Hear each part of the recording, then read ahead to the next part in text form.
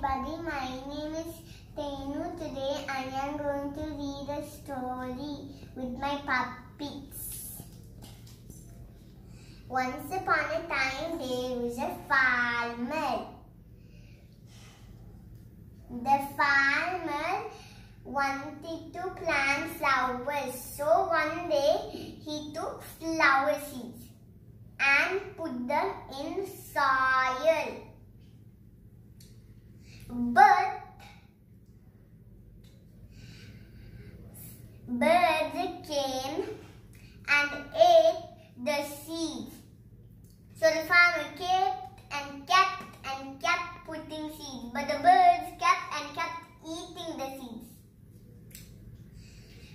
So the farmer made a scarecrow. For the body, he used a big, tall stick for the body. And he used 2 little branches from a tree for its hands. And its face was made out of yarn, yellow yarn. And its eyes was made out of buttons, and its smile was made out of a scary. So the farmer put it on his plants.